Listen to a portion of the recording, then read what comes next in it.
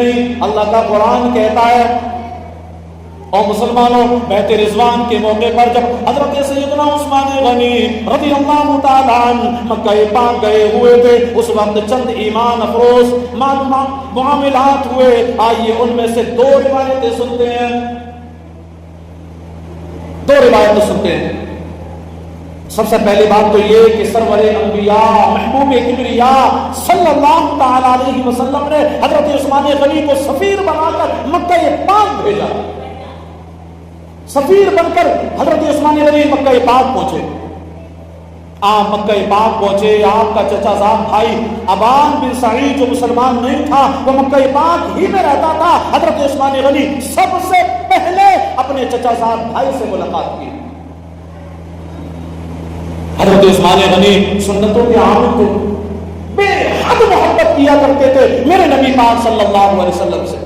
لہذا ہر ادا کو نبی پاک صلی اللہ علیہ وسلم کی حضرت عثمان غنی ادا کیا کرتے تھے.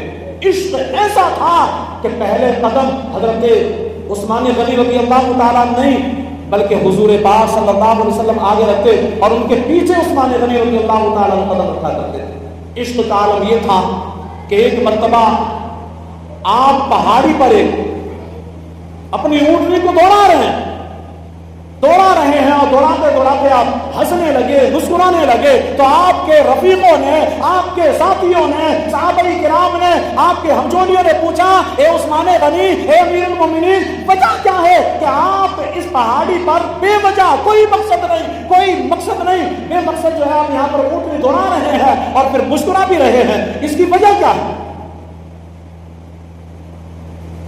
تو سنیے، عشق ہو تو ایسا.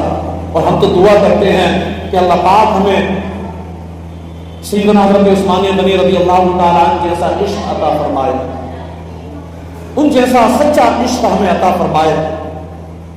تو آپ فرماتے ہیں کہ میں نے ایک مرتبہ اس پہاڑی پر اسی وقت میں اسی طریقے سے جیسے میں دوڑا رہا ہوں اپنی اونٹنی کو، حضور پاک صلی اللہ علیہ وآلہ وسلم کو اونٹنی پر دوڑتے ہوئے دیکھا تھا. بس محبوب کریم کی اسی ادا کو اپنا رہا ہوں. بھلے سے مقصد کچھ نہیں، لیکن میرے نبی کی سنت پر میں عمل کر رہا ہوں. یہ تھا عشق رسول.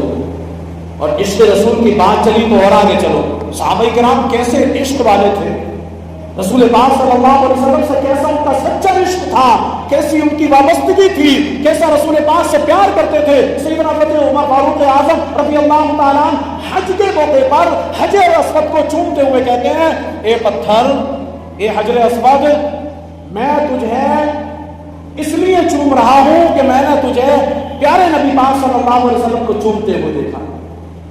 اگر نبی پاک صلی اللہ علیہ وسلم نے تجھے نہ چوما ہوتا تو یہ عمر تجھے کبھی نہ چومتا. اس لیے میں چوم رہا ہوں کہ میں نے نبی پاک صلی اللہ علیہ وسلم کو تجھے چومتے ہوئے دیکھا. یہ تھا سچا عشق. اور جب عشق کی بات آئی تو اور آگے چلے.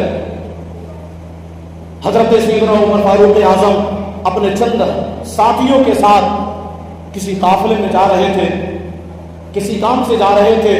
راستے میں چلتے چلتے ایک کانٹے دار جھاڑ آیا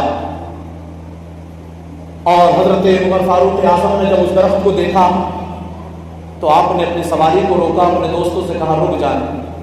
پھر حضرت عمر فاروق اعظم رضی اللہ تعالیٰ نے اس درخت کے جڑ میں وضو فرمایا اور وضو فرمانے کے بعد اس درخت کی ٹہنی کے پاس سے گزرے. پہلی مرتبہ گزرے، پھر واپس پلٹ کر کے آئے اور دوبارہ سے پھر آپ پنجوں کے بل اونچے ہو کر کے اس ٹہنی کے پاس سے گزرے، یہاں تک کہ آپ کا امامہ شریف ان کانٹوں دار جھاڑیوں میں اٹک گیا.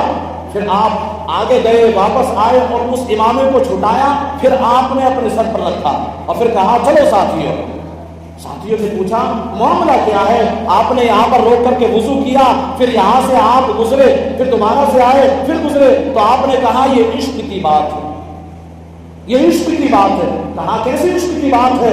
کہا میں نے یہاں سے محبوب کریم صلی اللہ علیہ وسلم کو گزرتے دیکھا تھا کہ آپ جب اس درخت کے نیچے سے گزر رہے تھے تو آپ کا امامہ اسی ٹہنی میں الجھ گیا تھا.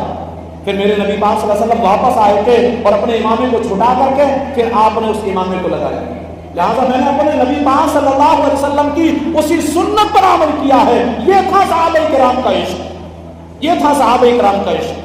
تو ہم تو دعا کرتے ہیں مولا تبارک و تعالی ان تمام صحابہ کرام علیہم الرضوان جیسا ہمیں بھی عشق کرنے والا بنائے. آخر میں اپنی بات کو ختم کرتے ہوئے ایک پیغام دیتا ہوا گفتگو کو سمیٹ لوں, وہ یہ کہ آج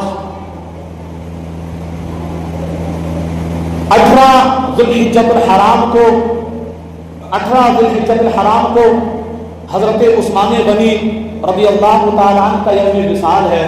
لہذا آج 18 ذی الحجۃ الحرام کو آپ کا عرس مبارک منایا جاتا ہے. تمام عاشقان رسول دنیا بھر میں سیدنا حضرت عثمان غنی کی یادیں مناتے ہیں, آپ کے نام سے سبیلے لٹاتے ہیں, آپ کے نام سے نیازیں بانٹتے ہیں, آپ کے نام سے گھر میں اچھا بناتے ہیں, فیملی کے ساتھ میں کھاتے ہیں, آپ کے نام سے نظر و نیاز کرتے ہیں. لہذا ہم بھی سیدنا حضرت عثمان غنی رضی اللہ تعالیٰ سے محبت کرنے والے, ہمیں بھی چاہیے کہ ہم اپنے گھروں میں نیاز کا اہتمام کریں, فاتحہ خوانی کریں, اپنے آفسوں میں فاتحہ خوانی کریں, اپنی دکانوں میں فاتحہ خوانی کریں. سیدنا حضرت عثمان غنی کا صدقہ دے کر پروردگار عالم سے دعا مانگے. اللہ پاک ہماری دعا کو سیدنا حضرت عثمان غنی کے صدقے میں ضرور قبول فرمائے گا. بس اتنا ہی کہتا ہوا گزر جاؤں کہ عمل سے زندگی بنتی ہے جنت بھی جہنم بھی.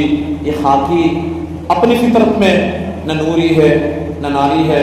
وآخر دعوانا ان الحمدللہ رب العالمین. کھڑے ہو جائیں, صفوں کو درست فرمائیں.